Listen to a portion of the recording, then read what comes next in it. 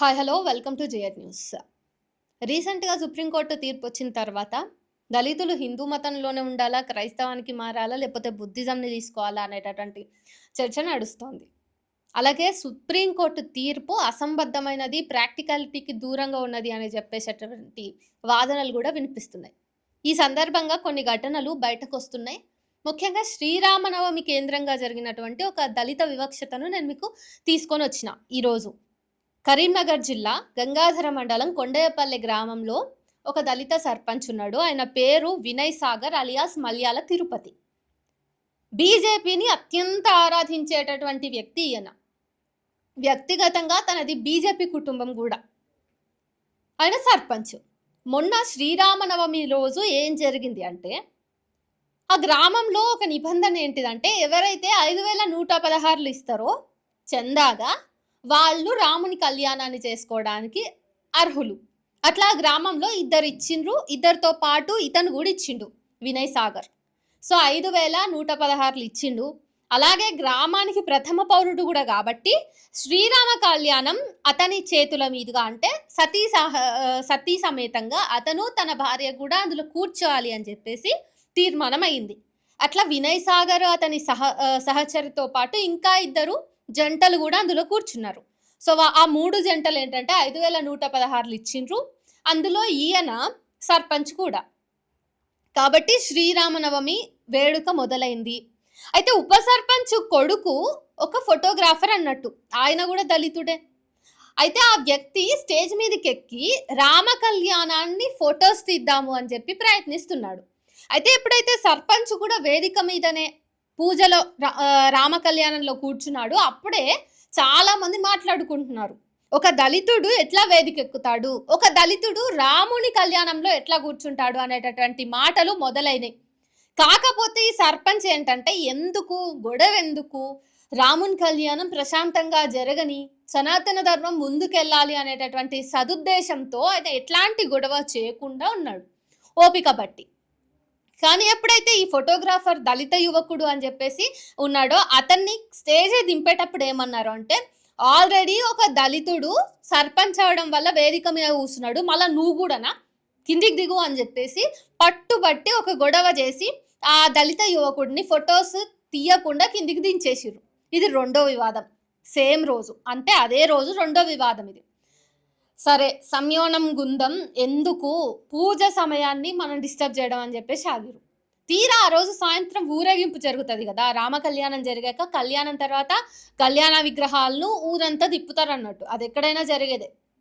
అట్లా ఊరేగింపు అయిన తర్వాత ఆ సామాన్లు, ఆ దేవుడి సామాన్లు అన్నిటిని లోపల పెట్టే క్రమంలో శ్రీరామమూర్తినేమో సర్పంచ్ నెత్తి మీద పెట్టుకోవాలి, సీతమ్మ తల్లినేమో ఉప సర్పంచ్ నెత్తి మీద పెట్టుకొని రావాలి అనేటటువంటి తీర్మానము అక్కడ పంతులు చేసిండు. పంతులు చేస్తే ఎప్పుడైతే సర్పంచ్ రాముడి విగ్రహాన్ని నెత్తి మీద ఎత్తుకున్నాడో, అప్పుడే వెంటనే ఒక నలుగురు ఆంజనేయ స్వామి మాలలో ఉన్నటువంటి వాళ్ళు ముందలకొచ్చి ఆ విగ్రహాన్ని గుంజుకొని, ఒక దళితుడివి నువ్వు ఎట్లా విగ్రహాన్ని ఎత్తుకుంటావు అని చెప్పేసి గొడవ చేసి ఆ పంతుల్ని కూడా తిట్టిరు. ఎట్లా, నువ్వేం పెద్ద మనిషివయా, ఒక దళితు తోటి ఒక అంటరాని వాడితోటి నువ్వు విగ్రహాన్ని ఎట్లా మోయిస్తే ఎట్లా ముట్టుకొని ఇస్తావు అని చెప్పేసి ఆ పంతుల్ని కూడా తిట్టి అక్కడ ఒక పెద్ద గొడవ జరిగింది అన్నట్టు. జై శ్రీరామ్ అన్నా తప్పే, హిందూ మతంలోనే ఉన్నా తప్పే. వేరే మతంలోకి పోకుండా హిందూ ధర్మాన్ని ప్రచారం చేస్తూ హిందూ ధర్మం చల్లగుండాలే, కలకాలం వర్ధిల్లాలి అని చెప్పేసి కోరుకుంటున్న ఈ దళితుడు సర్పంచ్ అవడం అయినా కానీ ఈయనకి వివక్ష పోలేదు. చూడండి, హిందూ ధర్మం గురించే మాట్లాడుతున్నాడు ఆయన. తన కుటుంబం కూడా ఎన్నో సంవత్సరాలుగా బీజేపీలోనే ఉన్నది, బీజేపీ కోసం అహర్నిశలు కష్టపడ్డది. ముఖ్యంగా ఈ సర్పంచ్ వినయ్ ఎవరైతే ఉన్నారో, వినయ్ సాగర్, ఇతని తండ్రి కూడా కట్టర్ అభిమాని, బీజేపీకి కట్టర్ అభిమాని. సనాతన ధర్మం కోసం తీయని ర్యాలీ లేదు, చేయని పూజలు లేవు. ఆ వ్యక్తి కూడా వివక్షకి గురవడంతో ఈ సర్పంచ్ తండ్రి మతం మారిండు. అదే నేను ఇంత భుజాల మీద మోస్తున్నటువంటి హిందూ ధర్మాన్ని, నేను ప్రచారం చేస్తున్నటువంటి ధర్మంలో, నాది అనుకున్న కన్న తల్లి లాంటి ధర్మంలో నాకు ఇంకా ఎందుకు వివక్ష చూపిస్తున్నారు, నేను ఇంకా ఎట్లా నిరూపించుకోవాలి నేను ఒక హిందువుని అని చెప్పేసి అనే ఒక ఆత్మన్యూన్యతా భావానికి లోనై అప్పట్లో ఆయన మతం మార్చుకున్నాడు. అయితే తండ్రి మతం మార్చుకున్నప్పటికీ కూడా, లేదు మా నాన్న మతం మార్చుకుంటే మార్చుకున్నాడు. ఆయన మనసుకు గాయమైంది గాబట్టి ఆయన మార్చుకున్నాడు గావచ్చు. కానీ ఎన్ని గాయాలైనా సరే నేను ఇదే హిందూ మతంలో ఉంటా అని జెప్పేసి ఈరోజు వినయ్ సాగర్ ఇంకా హిందూ మతంలోనే ఉన్నాడు. సర్పంచ్‌గా గెలిచాడు. సర్పంచ్‌గా గెలిచిన తర్వాత శ్రీరామనవమి సంబరాల్లో ఆయన పాలుపంచుకున్నాడు. కానీ ఈరోజు ఆయనకు గూడా ఏమెదురైంది? వివక్షత ఎదురైంది. హిందూ ధర్మాన్ని నమ్ముకుంటే వివక్ష తప్ప ఇంకేమీ మిగలదు దళితులకు అనేది సింబాలిక్‌గా చెప్తున్నారా? లేకపోతే ఏమర్థం చేసుకోవాలి మరి? అటు సుప్రీం కోర్టేమో పైన కూర్చుని రియాలిటీ లేకుండా, గ్రౌండ్ రియాలిటీ తెలియకుండా, వాస్తవ పరిస్థితులు ఎట్లా ఉంటున్నాయి, దళితుల పరిస్థితులు ఎట్లా ఉన్నాయి, ఏ మతం మారినా వాళ్ళకు కులం అనేది పోతలేదు, ఏ మతం మారినా వాళ్ళు దళితులుగానే మిగులుతున్నారు, వాళ్ళు అంటరాని వాళ్ళ లాగానే ఉంటున్నారు, వివక్షతకు గురవుతూనే ఉన్నారు అనేటటువంటి కనీస అవగాహన ఈరోజు సుప్రీం కోర్టు చేయకపోగా తీర్పులు ఇస్తా ఉంది. చెప్పాలి మరి. ఎవరైనా మతం మార్చుకుంటే గొర్రెబిడ్డలు అంటారు, రైస్ బ్యాగ్స్ అంటారు. మతం మార్చుకున్నా మార్చుకోకపోయినా దళితులందరినీ ఒకే ఘాటన కట్టి వీళ్ళు క్రైస్తవులే అనేటటువంటి ముద్రనేస్తారు కదా. దళితులంటే క్రైస్తవానికి పర్యాయపదం అన్నట్టుగా చూస్తుంది ఇప్పటి మెజారిటీ మతం. కానీ మరి ఇదేంటి? ఇదే మతాన్ని నమ్ముకొని, ఇదే దేవుళ్ళను పూజిస్తూ, ఇదే దేవుళ్ళ కోసం, ఇదే ధర్మం కోసం అహర్నిశలు శ్రమిస్తున్నటువంటి సర్పంచ్ వినయ్ లాంటి వాళ్లను ఎందుకు మరి వివక్షతకు గురి చేస్తున్నట్టు? రాజ్యాంగబద్ధమైనటువంటి పదవిలో ఉన్నటువంటి వ్యక్తికి కూడా వివక్ష తప్పుతలేదు అంటే గ్రామీణ తెలంగాణలో వివక్షత ఏ స్థాయిలో ఉందో అర్థం చేసుకోవడానికి మనకి ఇంతకంటే ఇంకేదైనా ఉదాహరణ కావాలా? ఇప్పటికే ఆంధ్రప్రదేశ్ అనేది దళిత వ్యతిరేక రాష్ట్రంగా రూపాంతరం చెందింది. మరి తెలంగాణని కూడా అట్లానే చేద్దామని అనుకుంటున్నారా?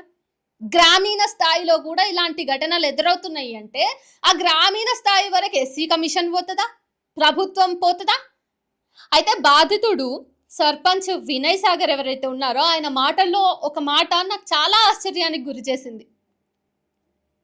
మరి ఎఫ్ఐఆర్ ఫైల్ చేసిండ్రా అన్నా అని అడిగితే వాళ్ళు నలుగురు కూడా ఆంజనేయ స్వామి మాలలో ఉన్నారు కదా, అందుకని ఆలోచిస్తున్నా అన్నాడు. నిజంగా మతాన్ని నమ్ముకొని నిజంగా నేను హిందూగానే బతకాలనుకుంటున్నా అనేటటువంటి ఆయన ఉద్దేశం ఆ మాటలలో కనిపిస్తుంది.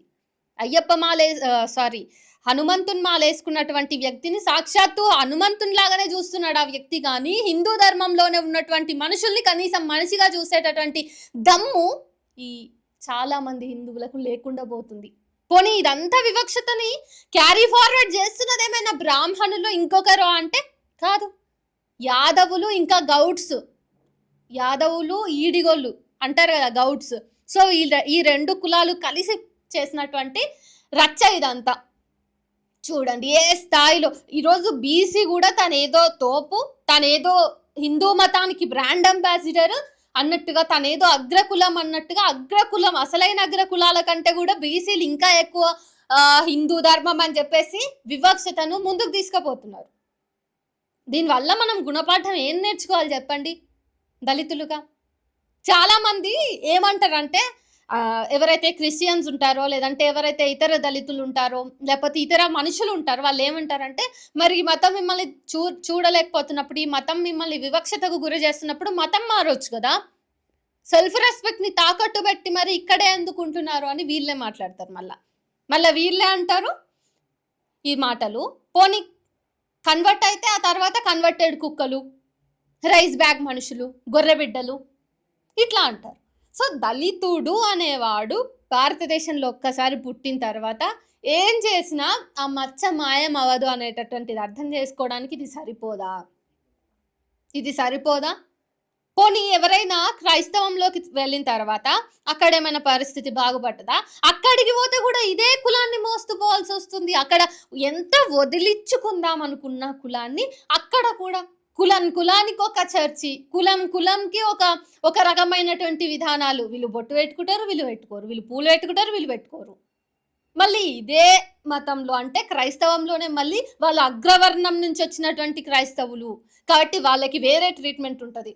వీళ్ళు దళిత క్రైస్తవులు కాబట్టి వీళ్ళు ఇక్కడ కూడా ఇవే పనులు చేయాలి, ఇక్కడ కూడా వీళ్ళు కింది స్థాయిలోనే ఉండాలనేటటువంటి వివక్షత అడుగడుగున నడుస్తుంటే సుప్రీంకోర్టు లాంటి సుప్రీం కదా భారతదేశానికే, కనీసం సుప్రీంకోర్టుకి కూడా ఈ రియాలిటీ అనేది అర్థం అవ్వట్లేదు. ఇంకా నా భారతదేశం ఇంతకంటే దౌర్భాగ్యమైనటువంటి పరిస్థితికి దిగజారుతదని నేను అనుకోవాలనా? కేవలం జై శ్రీరామ్ అన్నందుకు ఈరోజు ఇంత రచ్చ జరిగింది. అయితే ఇదే సర్పంచ్ చెప్తున్నటువంటి విషయం ఏంటంటే, రీసెంట్‌గా జరిగినటువంటి శివాజీ జయంతి ఉత్సవాల్లో భాగంగా ఇతనికి ఇంటిమేషన్ లేకుండానే, అంటే ఇతను ఒక సర్పంచ్ గదా! ప్రథమ పౌరుడిగా ఇతనికి ఆ గ్రామం మీద హక్కుంటది, బాధ్యత ఉంటది గదా! కనీసం ఇతనికి చెప్పకుండా కొంతమంది ఒక కమిటీగా ఫార్మ్ అయ్యి, శివాజీ యువజన కమిటీగా ఫార్మ్ అయ్యి వాళ్ళు ర్యాలీ తీసిండ్రు. దాని గురించి ఇతనికి తెలియనే తెలీదు. వాళ్ళకేం చెప్పాలి అనేటటువంటి ఉద్దేశ్యం ఇక్కడ కనిపిస్తుంది. ఇట్లా ఉన్నది పరిస్థితి మరి గ్రామీణ తెలంగాణలో. దీని మీద ఎస్సీ కమిషన్ స్పందిస్తదా అనేది ఎదురు చూడాలి. అది కూడా స్పందించకపోతే ఏం చేయొచ్చు? ఎఫ్ఐఆర్ బుక్ అవ్వని అంటే ఇక్కడ ఉన్నటువంటి బాధితుడే సాఫ్ట్ కార్నర్‌తో ఉన్నాడు. ఆలోచిస్తున్నాడు. ఆంజనేయ స్వామి మాలలో ఉన్నటువంటి వాళ్ళని కేసు పెట్టి ఎందుకు ఇబ్బంది పెట్టాలి అని చెప్పేసి. ఇప్పుడు ఎస్సీ, ఎస్టీ అట్రాసిటీ చట్టం కింద వీళ్ళ మీద చర్యలు తీసుకోవచ్చు కదా! ఇది వివక్షతనా కాదా? ఫస్ట్ ఆఫ్ ఆల్ ఇది వివక్షత అని మీకు అనిపిస్తుందా? ఎందుకంటే ఇప్పుడు ఒకవేళ ఇతను తండ్రి ఎవరైతే వినయ్ ఉన్నాడో, వీళ్ళ నాన్న క్రైస్తవ మతాన్ని తీసుకున్నాడు కాబట్టి నువ్వు కూడా క్రైస్తవుడివే అని చెప్పేసి ముద్రేస్తారేమో. క్రైస్తవంలో వివక్షత లేదు కాబట్టి దీనికి ఎస్సీ, ఎస్టీ చట్టం అట్రాసిటీ చట్టం వర్తించదు అంటారేమో. కానీ గ్రౌండ్ రియాలిటీ ఎట్లా ఉంది? కళ్ళు తెరుచుకొని చూడాలి గదా! ఒక విఘ్నత, రియాలిటీ చెక్ ఇవన్నీ ఉంటాయి. క్రిటికల్ థింకింగ్ అప్రోచ్ అనేది ఉంటది అని జెప్పేసి నా దేశంలో ఉన్నటువంటి న్యాయస్థానాలకు, నా దేశంలో ఎవరైతే మతం అని విర్రవీగిపోతున్నారో వాళ్ళకి ఎవరు నేర్పియాలి? నేను ఎస్సీ కమిషన్‌ని కోరుతూ ఉన్నా. దయచేసి ఒక సర్పంచ్ పరిస్థితే ఇంత దీనావస్థలో ఉంటే మిగతా సామాన్య పౌరుల పరిస్థితి ఏంటి? వాళ్ళకి భరోసా కల్పించాల్సిందెవరు? ఈరోజు వాళ్ళు ఏ మతంలో ఉన్నా వాళ్ళకి కనీస రక్షణ, గౌరవప్రదమైనటువంటి జీవితాన్ని జీవించే హక్కు రాజ్యాంగం ఇచ్చినప్పుడు ఆ రాజ్యాంగ హక్కును కాపాడాల్సిన బాధ్యత ఎవరి మీద ఏసుకుంటారు? కనీసం కమిషన్‌లు ఏర్పాటు చేసుకున్నందుకైనా ఎస్సీ కమిషన్ దీని మీద దృష్టి పెట్టాలి. రేవంత్ రెడ్డి గారు మిమ్మల్ని గెలిపించినందుకైనా కనీసం తెలంగాణ ప్రజల మీద మీకేమన్నా రుణం తీర్చుకునేటటువంటి ఆలోచన ఉంటే రాష్ట్రంలో ఉన్నటువంటి వివక్షతను రూపుమాపేయడానికి ఏమైనా చర్యలు తీసుకునే ప్రయత్నం చేయండి.